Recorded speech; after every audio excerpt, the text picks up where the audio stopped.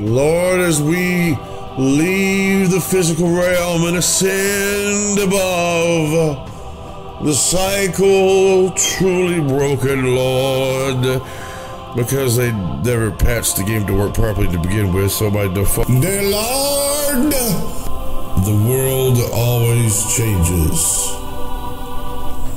Except for greedy motherfuckers at Activision. We need divine intervention deep within the community.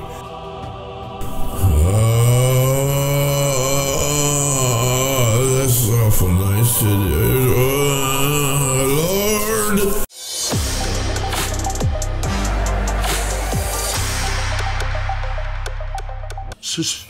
Stop. No, I want Ether storyline. I don't care about this new shit. I don't want to play Blood of the Dead, though. Well, maybe Blood of the Dead. Maybe select map mode. Fuck. Go into Blood of the Dead. I don't understand custom mutations. Do y'all understand this shit? Please play Classic on any map with custom game rules. Oh, okay. That's not that hard. Alright, start match. Let's load the game. Well, I don't want to fuck with this other shit. This is a loading screen to try to get me to go to the laboratory and buy stuff. I said, do this. Just fucking launch it. I love the sound. The zombies cartoon. I don't know what those sounds are. Drink, drink, drink. What do I mean? At the round end? I'm not. There are no rounds.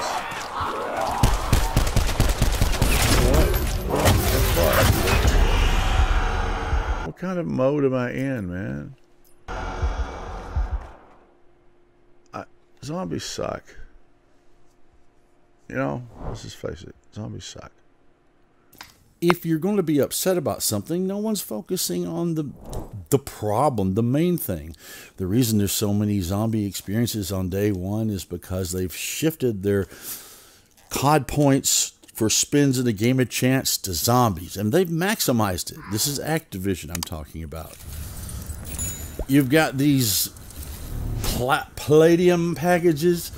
This one right here, to get a guaranteed talisman, which can give you things like stronger shields. You start with a level 3 weapon, or you start with an LMG, which is borderline pay to play, but I haven't had enough time to play the zombies to judge it, and some of my friends say it's not really paid to play.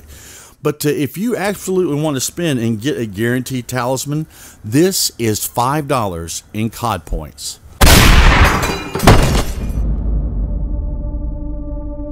500 COD points is what it costs to get that. And, you know, no one seems to be focusing on that. Well, I mean, I guess it's understandable since the zombie community is rightly upset about all the blue screens. It has been a problem. And I can't say anything negative about the zombie gameplay because I haven't had enough time to play it enough because I've been hooked on Blackout.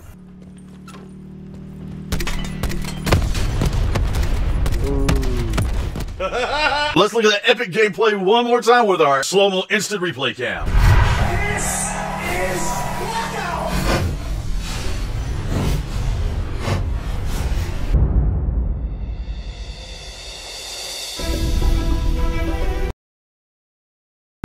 Arrow. Oh, you know what I'm talking about. Look at the screen. Look at the screen. Look at the screen, and you just saw the Stinky Twinkie. The small Asian egg-roll penis, Stinky Twinkie Tokyo, paid 800 fucking COD points for that. 800 COD points for the small Stinky Twinkie. It's ridiculous. Ridiculous. It is ridiculous. I'm so stupid. This Tokyo thing has been here for a few days. I already looked at it and decided, no, because the only time you can see these things are when you're in the pre-game lobby, when no one has armor on, and that's the part I don't like. They shoot you and make noise and just blah, blah, blah, blah. I know it's better than looking at a loading menu, but I don't like the pregame lobby. I wish that would be Black Ops, just obliviated like the fucking solo campaign. I'd rather look at a loading screen, not be hit by goddamn squeakers that are annoying as fuck. They've lost my controller. I found it. It was under my fat ass. Hey guys, it's Crash Power with another Call of Duty video. I want you to ask yourself this question and keep it in the back of your mind because it's going to make a big difference at the end of the video. What happens when a video game publisher doesn't pre-sell the game, but offers to sell the game the day of its release? More than you would think.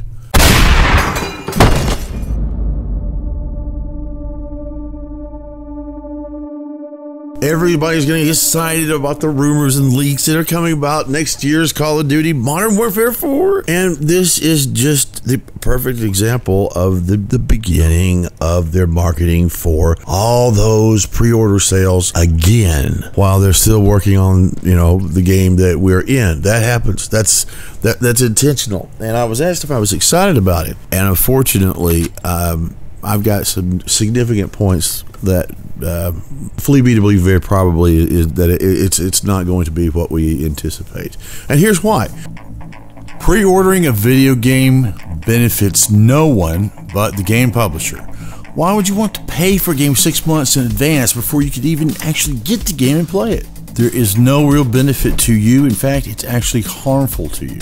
With the, you know, pre-order business model, they can sell a game 6 months before its release. That means there's not as much pressure to completely finish the game on time. They intentionally give vague details about all the benefits that are included with the game, that you get a statement like, and we will be supporting the game throughout the entire season, adding more features and more benefits, when if you translate to non-publisher BS speak, translates to, we will add the stuff in we didn't get a chance to finish because we were rushed by Activision.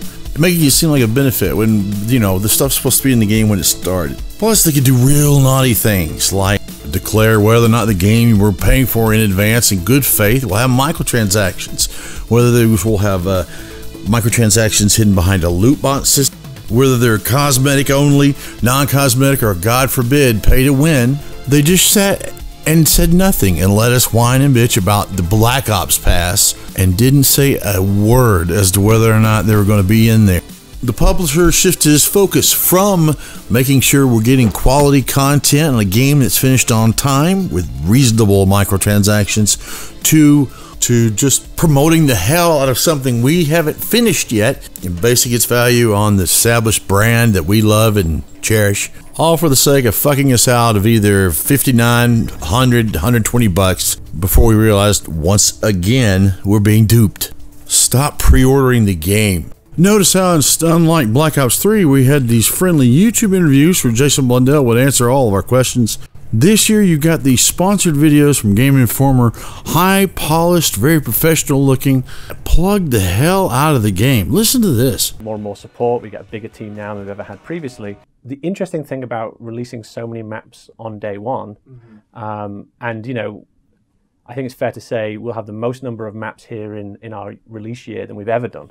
We're going to keep on supporting all the way through our season and adding new features, and certain kind of features that we've talked about we're going to expand further or roll out on release as we kind of go. So that's unique from how we've done zombies in the past. In the past it's been, here's your release, there's an update every so often, and then you go into the DLC maps. Yeah. This time we're actually keeping our team full-time engaged and actually rolling in more and more features.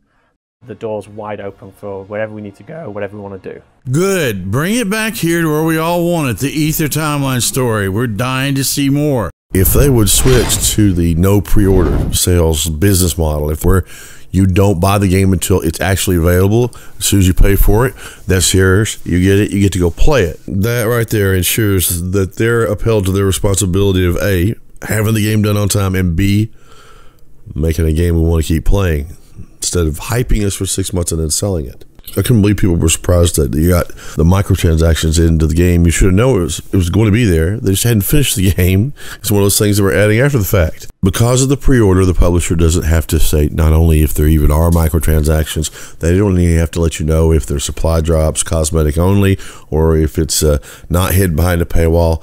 Nothing whatsoever. They don't have to disclose any of that because we're dumb enough to buy it beforehand. This year, they didn't even tell us if there were going to be microtransactions in Black Ops 4. The only indication we had before the game started was that we knew COD points were going to be part of the bonus. So that is a disclosure. Yes, this is going to have microtransactions.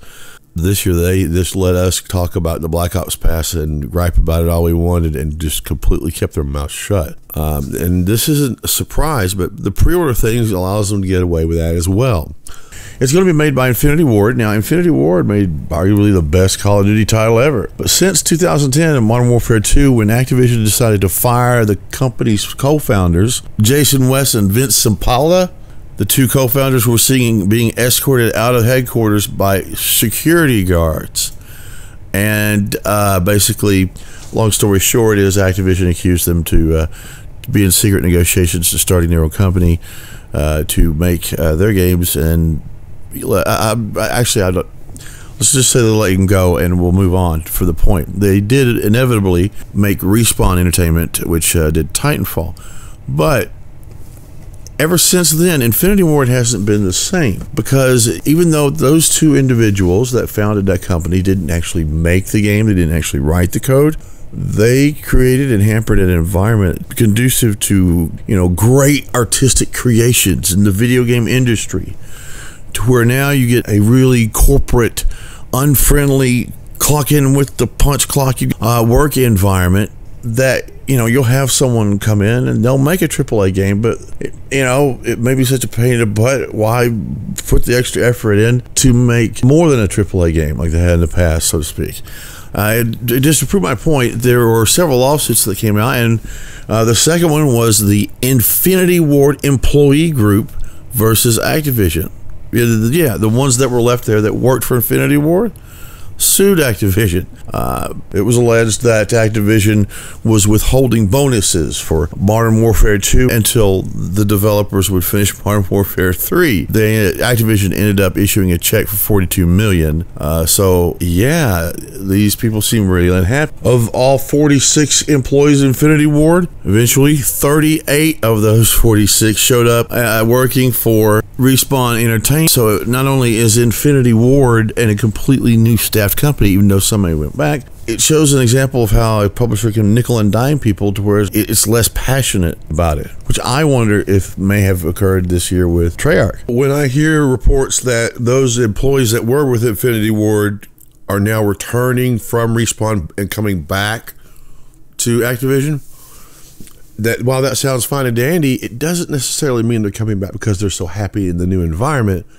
Perhaps the layoffs at Respawn, you can go back to where you were and make some money, maybe not be happy. You don't know. Just because the employee came back to Activision doesn't mean that it's a better place to work. They may have just been laid off from Respawn and went back to Activision. It could be a great place now. But with that being said, since now we know that some of those original Infinity Ward employees are back, we don't know if they're going to be treated appropriately, if they're going to have that environment, that feeling where they can, be creative and thrive and make video games that break industry records.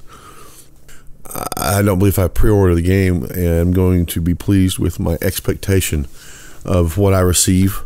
So I'm going to wait until the game is launched and see that all the good stuff I know you can put in there is in there. But the game is done. Subscribe and I'll see you next time. Bye.